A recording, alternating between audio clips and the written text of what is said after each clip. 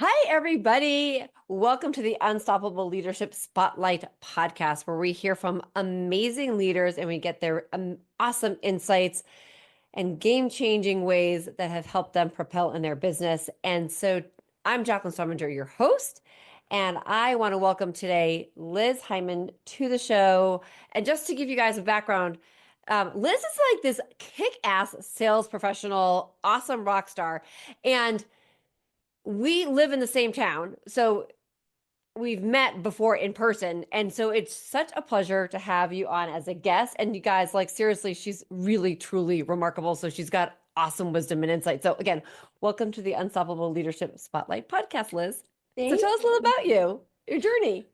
My journey, I am a sales consultant and I literally grew up in the world of sales. So I grew up in a world where sales ops, sales process, sales systems were how we manage things. And it was really the beginning of that era of sales process and sales ops. And so now I help companies, a lot of manufacturing companies, to build that process around their sales so it's manageable and predictable, and you can actually have something that isn't total chaos. So that's what I do. I've been doing this for very many years. I'm not admitting how many. I Um, think you've been doing it for about not you've been doing it for a long time, but you don't look like you should be doing it for that long. Thank you. I appreciate that. You're welcome. So, Liz, tell me, sales and the experience of sales, part of that is a huge proponent in leadership and working with companies. So tell me a little bit about what was a defining moment like in this journey where you realized the connection, I guess you could say, between leadership and sales. So I think I've always known that.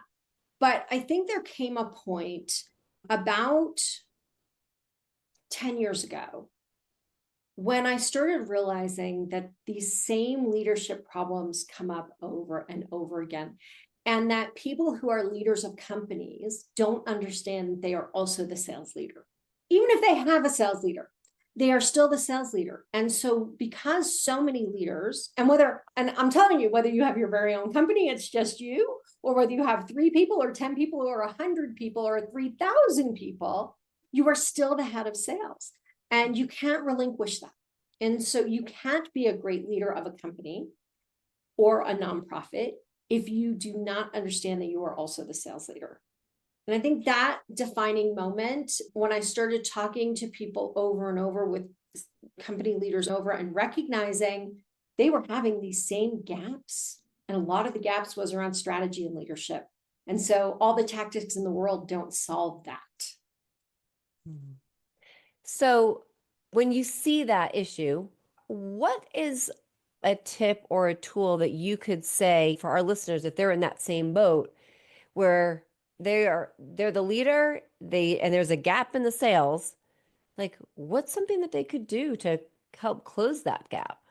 So I think the first thing is that whether you're doing the sales yourself or whether you have people doing sales for you, is understanding that you have to manage that just like you manage any other part of your organization. So to say, oh, that's just how sales is. Oh, salespeople are just chaotic. Oh, salespeople just do whatever. Or to say, I really just don't have time to focus on sales. Any of those kinds of things. It's important to back up and go, sales is a process, requires a system, just like operations requires process and systems, or accounting requires process and systems, and accountability. If your bookkeeper or controller just decided not to pay the bills this week, you would never let that fly. If procurement just forgot to order the stuff that you need in order to do the work, that would never fly. You would never allow it. You have checks and balances to make sure those things happen. But in sales, we're like, oh, they're sales. They just do what they're doing. No. We just like you have to have the products purchased in order to run your facility, you have to have leads developed in order to close something, right? So you Right. have to understand this is a process like anything else. So if you think about it that way and treat it that way, and remember that you have to order the product however long before it's going to arrive so you can start producing whatever is the final product, you have to start prospecting for your sales enough in advance that they'll be ready to close when you need them to. You can't just sit around and go, oh, now it's time to start selling and think tomorrow you're going to have sales, because you're not. There is that balance between a lot of people, I think, in the sales in roles. It's like, all right, I had this huge sale. Now I can Take a sit break. back. No, we have to keep that going. And it's keeping that process and that system moving, right? Yeah, absolutely. So when you're talking to leaders, and is there one thing that you could say, like that you could, looking at an organization that says, oop, you know what? I can see from this 10,000-foot view that there's a disconnect between the leader and the sales? And if that is, like, what is that view? What's the sign? I'm sure they're not putting a big sign on their door or a bullseye that says we're disconnected. There's a couple of things. One is when everybody feels like chaos is running roughshod over the entire organization, or when they feel like sales is just chaos. It's unpredictable, it's unmanageable, and everybody feels like sales is just doing their own thing and they're disconnected from the organization. I think the last one is when you have cash flow issues. Cash flow issues are often the result of inconsistent sales. Sometimes they're a result of something else. They're poor buying decisions or not managing profit margins or other things like that. But a lot of the time, probably more often than not, if you're having cash flow, it's the result of poor sales management. Yeah, true. Very true. What part of that process between sales and leadership does vision and mission come into play? So huge. It's so huge. So if you think about your salespeople, if you're not doing the selling yourself, so if somebody else is doing the selling for you, they're going out and they're talking to people about your company and about your product. They're talking to people, lots of different people. And if they are not really clear about the vision of your company so that they know who they should be selling what to, if they're not clear about the values that you hold, most people hire salespeople do not have the same values as they have for the rest of their company. That doesn't make sense. Why would you do that?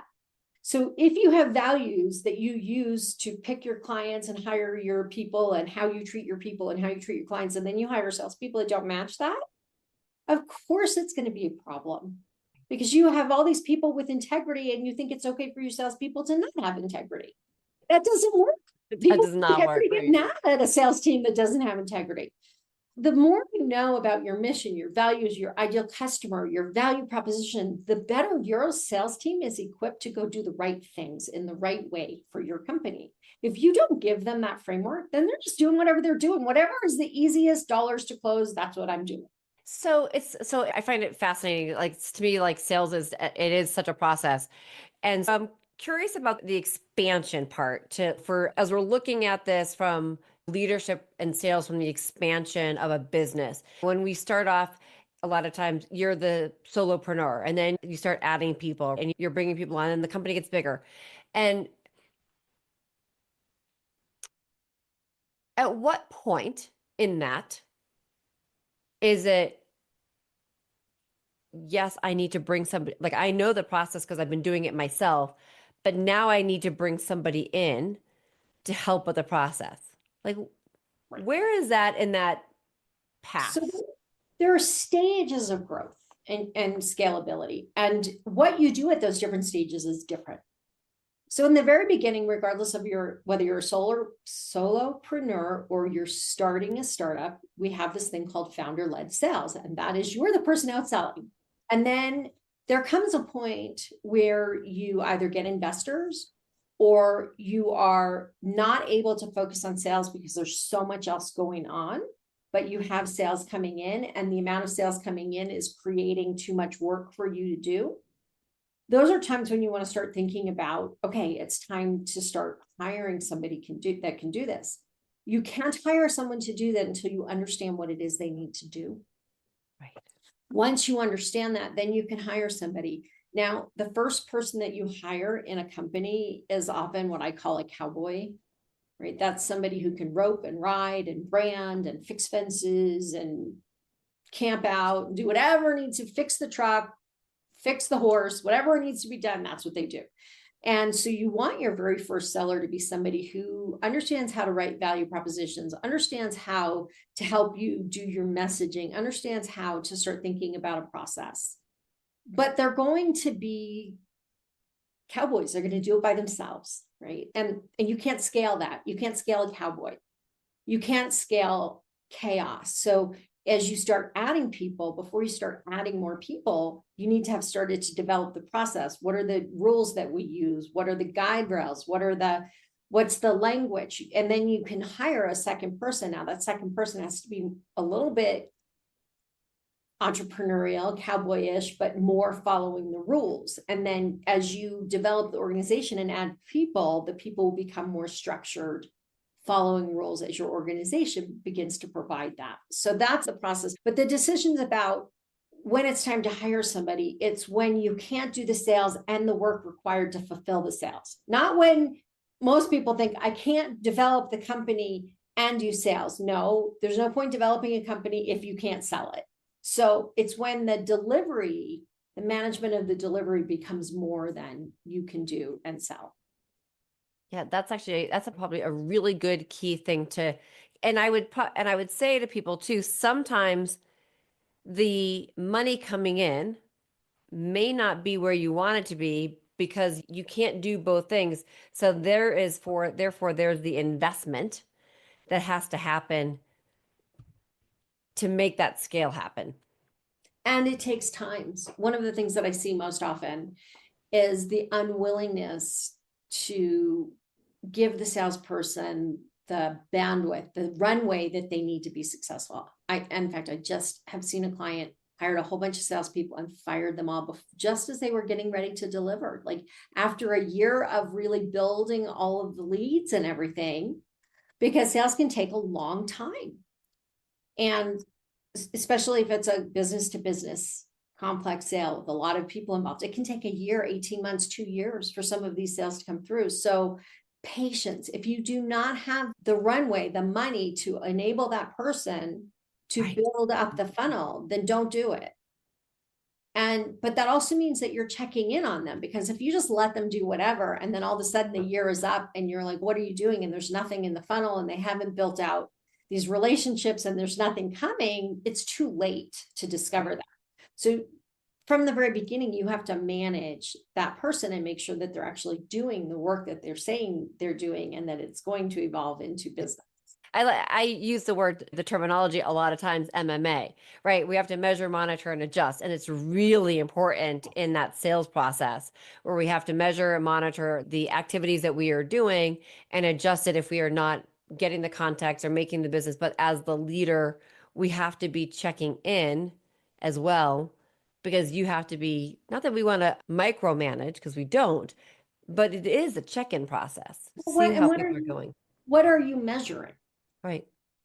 So when we're looking at sales, a lot of times managers or leaders are, how many calls did you make? How many calls did you make? How many calls did you make? I don't care if you made 1,000 calls to the wrong people. It's not going to deliver sales. Right. So what I want to see is, what are you putting in the top of the funnel? What's moving through it? What should my sales math look like? In order to close one deal, I probably have to have, 30 conversations. And then I probably have to get at least 10 of those people to agree to have a conversation with me, right? So there's some math involved in this. And so you don't just want to measure how many phone calls they make. You want to measure how many leads are they putting in the funnel and how are things moving through? And they should be falling out along the way. This is the other thing that's really poor management, is thinking that everything that goes into the funnel is going to close. It's not. You have to figure out what your stats are. Right. But you have to measure something. So you pick something to start measuring, and you watch the math and you adjust it as necessary. But if that person is not moving things through the funnel over the course of a year, they're not doing their job. Right. So figure it out early. That's really key. That is really key. And what do you think? Do you ever see, or I should say, what do you think is that some leaders will check in and others won't? Like, is it a fear of, or that they don't want to actually recognize the fact that people aren't doing their work?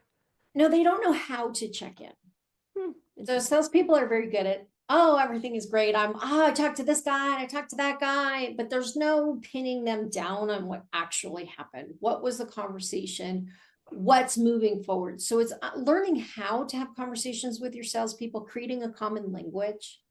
In one of the places where there's always a lot of confusion is a salesperson will get a verbal okay, and they'll go to the CEO and say, it's closed. They said, yes, we got this deal, but we don't have this deal because nobody signed it yet. And as many as 50% of those deals that are verbal approvals don't come through, or they take a month or 2 months. So it's what is the language that you're using to communicate around this? And then once you have that, you can have better conversations. But if you just say, like, how did that meeting go? How's it going? How's this lead going? What are you doing? You're going to get really vague answers. And that's not what you want. What you really want to understand is, what are the leads that are in process? Where are they in the process? Why were they getting stuck? Why did it fall out of the funnel? Was that good or bad? And what's our next action? And what do you need from me to be successful? That's what a conversation needs to sound like. And people don't understand how to do that. And that's, yeah. And it's so important to understand that verbal is one thing, but you have to get there knowing that the person that you're selling to is 100% bought in and excited about it and ready to, and like, You need the you, signature and the check. right, It right. isn't sold until you have a signature and a check. And a check. Right. At least a signature that says when they're starting and when Right. they're paying for it. Yeah, Right. absolutely. So in your process what has been maybe one thing where you have seen either a resistance or something that, maybe it didn't go the way that you planned in the cycle of sharing leadership and sales that then became a transformation for you?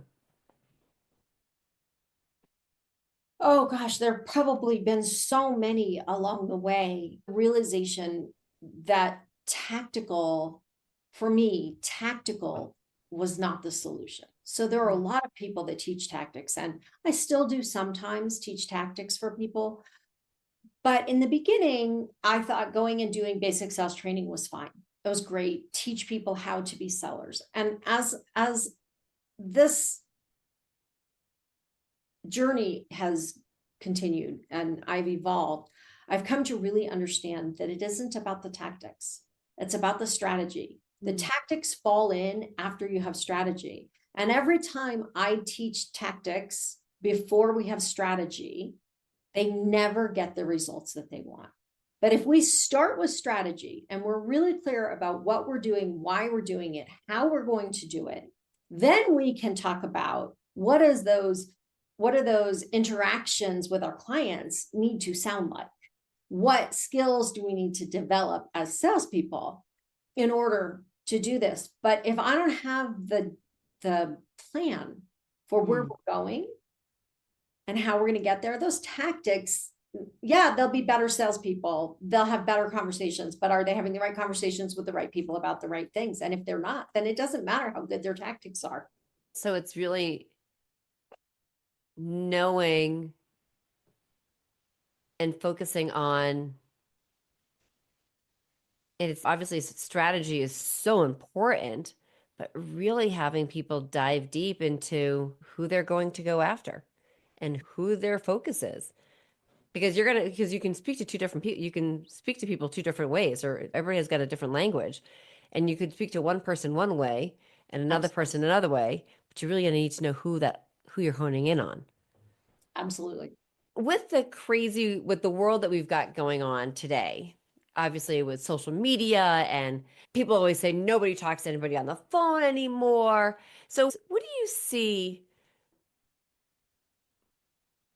and how do you teach people, I guess you could say, or what's your tip for people to say, to get in front of somebody, to make that connection? So the first thing I want to say is there is so much noise. There's so much noise out in the world right now that most people who are in business can't even keep up with what they need to. I get 4,000 emails a year. No, sorry, a month. I get 4,000. I was going to say, that's not a lot. Can I be you? Right? A month. And so I'm constantly struggling through looking at what is in my inbox. What do I need to find? What can I delete? I often delete things I shouldn't. I often miss things that are important because there's so much noise, and I try to organize and filter out and all of these things, but it just doesn't always work. And so if you're sending email after email and people aren't responding to you, they may not even be seeing your emails. Mm-hmm. They may be going to junk, they may just be getting lost. And if they don't know you and you have no reputation and your company has no reputation, they're not going to read your email. Right. So if you're counting on email to be your savior so you don't have to talk to people, it's not going to work. What we have to do is be really creative. We have to understand where our buyers are and how they're interacting. So are most of my buyers in their 30s? Are most of my buyers in their 50s? Are most of my buyers in their 70s? I need to know that, because how I communicate with them, not just the words that I use, but the channel that I use is going to be different. And so I can't say this is the tip, this is the thing that you should be doing. I think old-fashioned channels, picking up the phone, particularly when you're mid-sales process, leaving a message. If you have an Apple phone now, it's really cool. I can leave a message. Somebody can leave a message and I can actually watch that message and see what they're saying and pick up in the middle if I want to. So you actually have an opportunity now Right. To see. to get Right. somebody's attention. But I think it's thinking about what, send a card, drop by cookies. Let's go back to some of the old-fashioned interactions. Now, you may not be able to drop off cookies if you're in Arizona and they're in New York, but being creative and reaching out across channels and then making sure your message is about them and not you. Those are the things that will help, but it's hard and it's getting harder. Yeah. Use, No, use AI as much as you can to help you make the right message for the right people. and that's actually, I think it's really key. I'm a firm believer, drop a card in the mail. There's a couple of things that I use myself, but putting something in the mail to somebody I go back to, it still works, right? Mail works, the phone works. Whether I'm old school or not, I still like to pick up the phone and talk to somebody and just say, hey, I was looking at something, or maybe you read something about somebody in the newspaper or online or whatever you're going to read somebody, and you could pick up the phone and say something. Yeah. Phone can be powerful. It's not powerful if you're using a general number and it just looks like spam. Yeah. Because hundreds and hundreds of calls are coming out from that number. That's not terribly powerful. Picking up your cell phone and calling somebody might work, but Right. you think you just have to figure out who your audience is and try different things. But it's funny, my parents were manufacturers reps, and so all the time, like just picking up the phone to reach out and connect with people. And it's one of those things when I talk to clients even now, and I will say to them, "Oh, why don't you just pick up the phone and do some, like, figure out who the right person to talk to?" It's almost, which is to me one of the biggest things that we could learn. One of the biggest things for leadership, I think, is teaching people to have those connections still and using our voice, because that's what we're humans, right? Yeah, and we have generations of young people coming up now that don't have the interpersonal skills. I was with somebody who teaches acting this morning, and she said the first thing that they do is teach them. They literally sit in a circle and say, "Look in the other person's eyes." They don't do it. They're not engaged in that way. So we have to understand that this generation is coming up without those skills, and we're going to have to teach them to them. Yeah, no, and it's a huge, teaching is a huge part of, I believe in that leadership. So Liz, I could talk to you for hours and hours. I really could, because I think you have so much great wisdom. So I'd love to have you come back and we can talk more, but share with everybody how they can connect with you, because listeners, if you have a product, a service, or something that you need to sell or that you promote, it's got to be selling. So you need to connect with Liz. So how can people find you? There's two ways. One is to go to my LinkedIn, Liz Heiman, Heiman. I'm the only one. Go there, tell me where you met me or saw me, and ask if we can chat. And I'm happy to do that. The other thing is you can go to my website, regarding sales.com, and schedule a 30-minute strategy call with me, and it is free, and I'm happy to do that. That's awesome. Okay, guys, take her up on that offer. Free 30-minute strategy call. So important to have. So important.